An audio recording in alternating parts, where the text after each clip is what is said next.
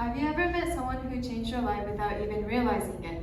Not through a big speech, advice, or instructions, but simply through the way they treated you.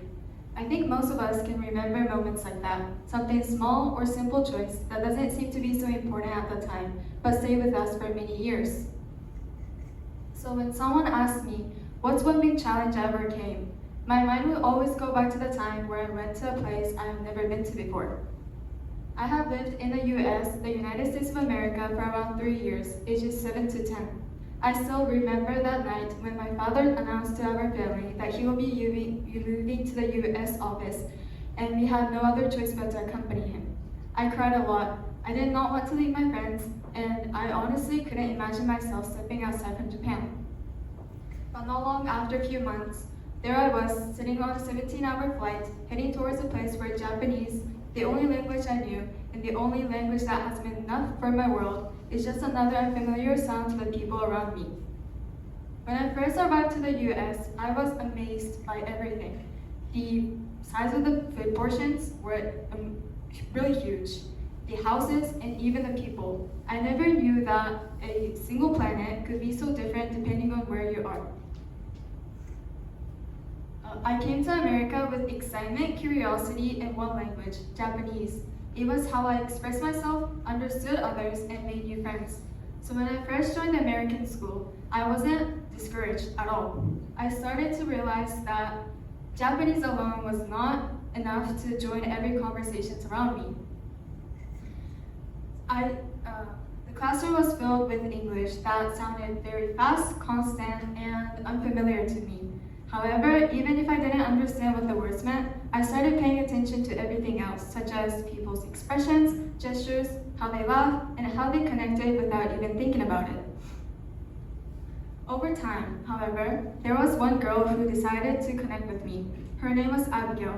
She did not speak Japanese, and I did not speak English. But without letting that stop her, she acted like she didn't care.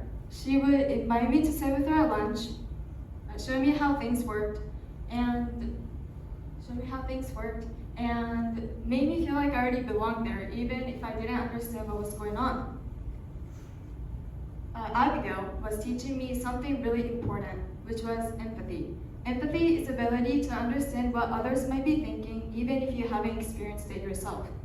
There is a similar phrase in Japanese called to wear someone else's shoes, in which is to look at the world from their perspective, even if you don't know or understand the other's perspectives. That is exactly what Abigail did to me. She didn't wait for me to catch up or change, but met where I was and walked alongside me and supporting every little thing I did. Because of her, I started to understand that connection does not come from perfect grammar or shared backgrounds, but from curiosity, from choosing to connect with someone else and become a part of their story.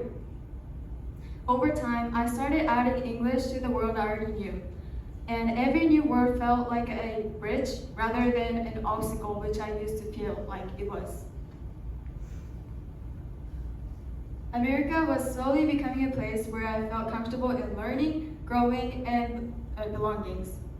Looking back, the challenge I overcame was not just learning new language or adjusting to a new culture, but it was learning about how powerful empathy could be and how one person choosing to connect with others and understand another could quietly change a life.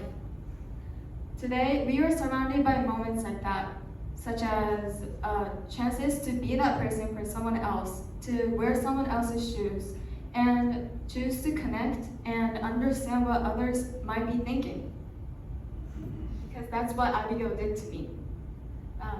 Be a character for someone else's lives. Make huge impact, enough for it to change and help their future lives. Thank you.